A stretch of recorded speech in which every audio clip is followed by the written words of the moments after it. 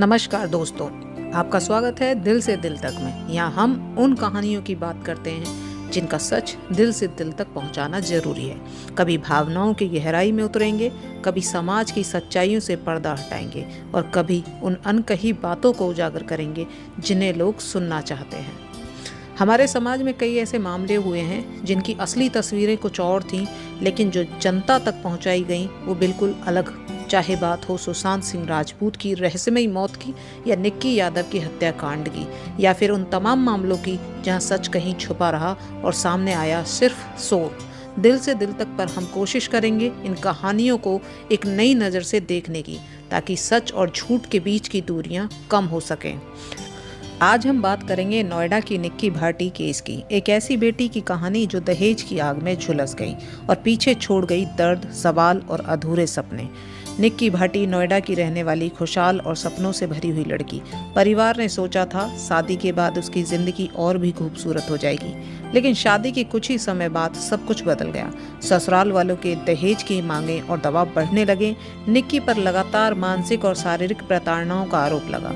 फिर वो दिन आया जब निक्की की मौत की खबर आई। कहा गया कि आत्महत्या थी, लेकिन सवाल ये था, क्या सच में निक्की ने अपनी जान ली या उसे दहेज की आग ने निकल लिया। पुलिस ने इसे दहेज हत्या का मामला दर्ज किया। परिवार ने साफ कहा निक्की खुश नहीं थी, उसे लगातार तंग किया जा रहा था। रिश्तों में दिखावे और लालच की परतों ने एक मासूम जिंदगी खत्म कर दी। समाज के लिए कोई पहली कहानी नहीं थी। हर साल ऐसी हजारों बेटियां दहेज के बोझ तले दम तोड़ देती हैं, और सच हमेशा वही नहीं होता जो रिपोर्ट्स में लिखा जाता है। सच अक्सर दिलों में दर्द बनकर रह जाता है। निक्की की हंसी अब सिर्फ तस्वीरों में है, उसकी मासूम आंखें अब सिर्फ यादों में हैं। एक माँ बाप की गोद हमेशा के लिए सूनी हो गई और समाज को फिर से आईना दिखा गई कि आज भी दहेज जैसी बुराई जिंदा है। निक्की भाटी सिर्फ एक नाम नहीं थी, वो उन हजारों बेटियों की प्रतीक है जिनकी जिंदगी दहेज की बलि चढ़ गई। दोस्तों, आप क्या मानते हैं? क्या दहेज जैसी कुप्रथा का सच में कभी अंत न हो पाएगा, या समाज हमेशा बेटियों से यही कीमत मांगता रहेगा?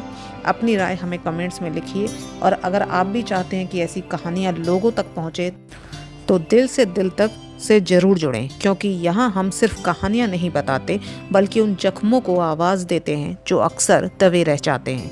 मिलते हैं अगले एपिसोड में एक और सच्ची और अनकही कहानी के साथ। रुको रुको रुको, आपको क्या लगा था ये वीडियो यहीं समाप्त हो गई? नहीं, हमने कहा था ना कि दिल से दिल तक चैनल पर दिल की बातें होंगी और जो आपके दिल तक पहुंचाई जाएंगी। ये वो स्क्रिप्टेड हैं, वो चीज़ें हैं जो आपने टीवी पर एक कंप्लीट स्टोरी की तरह देखी होंगी। लेकिन क्या आप सच में ये पता लगाना चाहते हैं कि निक्की के मर्डर केस का सबसे बड़ा गुनहगार कौन था? आपके ख्याल से कौन होगा?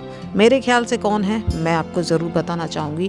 लेकिन हाँ, कमेंट्स में मैं आपके थॉट्स का भी इंतज़ार करूँगी कि आप क्या नज़रिया रखते हैं कि ये डॉरी केसेस जो होते हैं, बेटियों को जो झुलसा कर आग में जलाया जाता है, या जिन सपनों की बातें हम करते हैं, उसमें कितनी प्रतिशत ससुराल वाले गलत होते हैं या मायके वाले गलत नहीं होते हैं, या फिर लड़की गलत नहीं हो सकती, सिर्फ लड़के वाले गलत होते हैं, या फिर लड़की ही गलत हो सकती है, लड़के वाले गलत नहीं हो सकते हैं। आप समझ रहे होंगे ना मैं क्या कहना चाह रही हूँ। मैं अब आगे इस वीडियो में वो हकीकतों पे बात करना चाहती हूँ, उन पे से पर्दा हटाना चाहती हूँ, क्योंकि हम उस चीज़, मैंने बोला था ना अपने इंट्रो वीडियो में, कि हम वहाँ तक कभी पहुँच ही नहीं पाते हैं जिन पर हमें विचार विमर्श करना चाहिए। आपको नहीं लगता शादी के पहले साल में या 6 महीने में, 7 महीने में, या स्टार्टिंग में हमें ये चीज़ें पता चल जाती हैं कि सामने वाला इंसान कैसा है? पहली बात तो ठीक है, अरेंज मैरिज में हम बिचौलिया होता है, जो भी होते हैं, जो साथ दो परिवारों को मिलवाते हैं, काफ़ी चीज़ें हिडन होती हैं, छुप जाती हैं। लेकिन 2016 में निक्की भाटी की शादी होती है और अब 2025 में सुसाइड करती है, ठीक है, जिसके पास एक बच्चा है ऑलरेडी। उसके पेरेंट्स ने बताया कि वो तब से परेशान कर रहे थे, काफ़ी लॉन्ग टाइम से दहेज के लिए परेशान कर रहे थे। तो मुझे ऐसा लगता है कि हम अपनी बेटियों को अपने घर में रखकर उस वक्त इतना ध्यान नहीं रखते जितना उनको शादी करने के बाद ज़्यादा केयरिंग बनते हैं। मैंने जहाँ तक नोटिस किया है, मैं बताऊँगी आपको। हम तब इतना केयरिंग बनेंगे कि हम दूसरों से रिक्वेस्ट करते हैं, हम जो वो मांगते हैं हम वो देते चले जाते हैं। लेकिन हमारी बेटी जब हमारे साथ होती है तब हम मांगते हैं, तो हम उसका फ्यूचर बनाने पे तब फोकस नहीं करते हैं जितना हम दहेज देने पे फोकस करते हैं। ये पॉइंट नोट करना।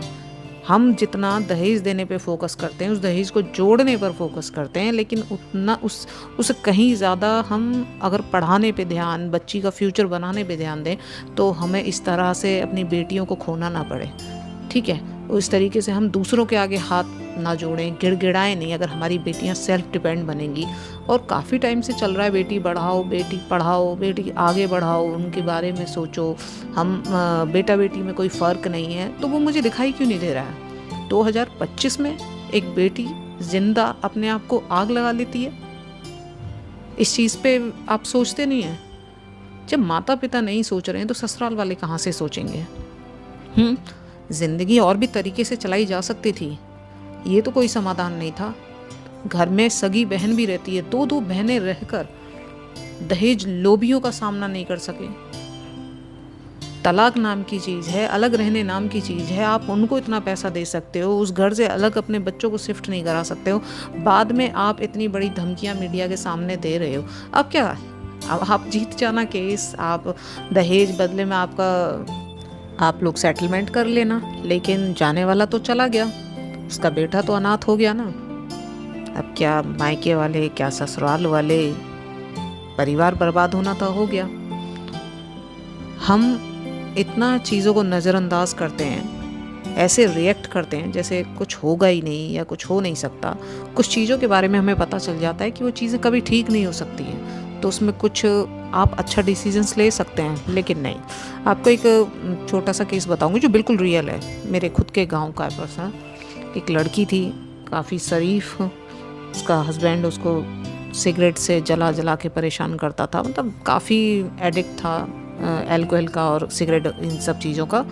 पंचायत बैठा रहे हैं, पंचायत में सुलह करा करा के भेज रहे हैं। फाइनली सब कुछ आपको पता ना, वो चलता है जो एक मतलब जिसमें कुछ गुंजाइश नहीं है ना, इस तरह की शादी जो चलती हैं, उसमें सब कुछ हो जाने के बाद भी बेटी को भेज रहे हैं। फाइनली 1 महीने बाद क्या होता है, उस लड़की की डेड बॉडी आती है। डेड बॉडी में जाते हैं, सबसे बड़ा कातिल जो था ना, मैं बताऊं, उसका फादर था। इतना सब कुछ देखने के बाद भी अपनी बेटी से रिक्वेस्ट करते हैं कि वो अपने घर को अच्छे से चलाए। इतना सब कुछ देते हैं, दूसरों के लिए देते हैं, अपनी बेटी के लिए कभी कुछ नहीं करते। मेरे नज़रिए में ना सबसे बड़ा जो क्राइम करते हैं ना, वो खुद के पेरेंट्स करते हैं लड़की के। ठीक है, फ़ोन पे ऐसे लेंगे राजी खुशी जैसे पता नहीं कितने बड़े वेल विशर हैं, दहेज दूसरों की पसंद की चीज़ें देंगे, पता नहीं जैसे कितने वो हैं, इनसे ज़्यादा अच्छा कोई नहीं है, दिमाग चलाएंगे बैठे बैठे। मेरी नज़रों में लड़कियों के परिवार वाले गलत हैं, क्योंकि ना तो वो सही से संस्कार दे पा रहे हैं, ना वो ताकत दे पा रहे हैं चीज़ों को झेलने की, और फिर बाद में उसी बेटी के में 2 का लगा के 4 लेना भी जानते हैं। मुझे नहीं पता, मुझे गलत समझ सकते हैं, समझ लीजिए, लेकिन मैंने हज़ारों से भी ज़्यादा जो केस देखे हैं ना, उसमें मैंने लड़कियों के पेरेंट्स को गलत, मेरा नज़रिया है ये, मैं ये नहीं कह रही हूँ कि आप सबका नज़रिया हो सकता है, लेकिन हर बेटी से मैं एक सवाल पूछना चाहूँगी। हमें ज़िद्दी बनाया जाता है, और जब हमारी वो जिद पूरी नहीं होती है तब ऐसे कांड होते हैं। क्योंकि आज से 5 साल पहले, 10 साल पहले, और सिर्फ 1% केस में लड़कियों के साथ गलत हो रहा है, बाकी हमारी ज़िद के कारण हो रहा है। ठीक है, हम शादियाँ तो हो जाती हैं, लेकिन हमारी लाइफ में इंटरफेयर होते हैं। हर चीज़ में हमें पेरेंट्स की हेल्प की ज़रूरत पड़ती है। हम खुद सेल्फ डिपेंड नहीं बनते। जब हमें पढ़ाया जाता है तो हम जितना लड़के मेहनत कर रहे होते हैं, उस अकॉर्डिंग हम मेहनत नहीं करते हैं, क्योंकि हमें पता हमारे लिए तो कोई राजकुमार खरीद दिया जाएगा, है ना, तो राजकुमार करेगा, जिद पूरी नहीं करेगा तो हमें पता है क्या करना है, हमारे पेरेंट्स हैं। अरे भाई, इतना थोड़ी अलग हो सकता है, सब कुछ पता है। आजकल लड़कियां हम डरा देती हैं, ठीक है, और डराने में ही निक्की की जान गई है। ठीक है, झगड़े होते होंगे, आई एक्सेप्टेड। लड़का दारू पीता होगा, अल्कोहल लेता होगा, सिगरेट पीता होगा, आई एक्सेप्टेड। ठीक है, लेकिन कोई लड़की सोशल मीडिया पर अगर टाइम निकाल पा रही है ना, बहुत बड़ी बात है यार। मेरे को 2.5 साल लग गए चैनल खोलने के लिए। अब भी मैं ये सोचती हूँ कि मेरे पास कॉन्सेप्ट है कि मैं उन शोज़ को, उन बातों को मैं रखूँगी, वो चलेंगी या नहीं चलेंगी। लेकिन आपको पता है सोशल मीडिया पर रहने के लिए लड़कियाँ किस हद तक जा रही हैं। तो अपनी जान नहीं देनी चाहिए थी निक्की को, चाहे कुछ भी हो जाए, कोई कितना ही गलत था। आपका साथ अगर आपके मायके वाले नहीं देते, ससुराल वाले नहीं देते, तो आपने ही कौन सा अपना साथ दिया। जो ज़िंदगी इतनी कीमती, इतने जीवनों के बाद मिलती है, वो आपने ऐसे ही ख़त्म कर दी। और फिर आप बोलते हो सॉरी मुझे बचा लो। कभी कभी दूसरों को सबक सिखाने की वजह से हम खुद को नुकसान पहुंचा लेते हैं। आप खुद को ठंडा करके सोचिए, आपके बच्चा था, आपको ख़त्म करना चाहिए था, कुछ नया सोचना चाहिए था। जो कानून आज हमारी मदद कर रहा है, वो कानून हमारे ज़िंदा रहते हुए भी हमारी मदद कर सकता था।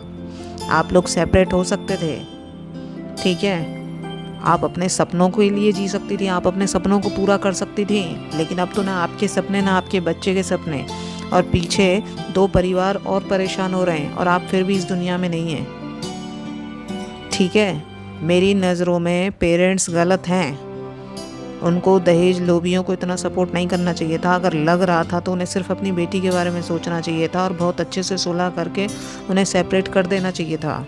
लेकिन नहीं, हमारी जिदें चलेंगी, उधर की भी जिदें चलेंगी, हमारी भी चलेंगी, और सब चीज़ समाप्त हो जाएगी एक दिन।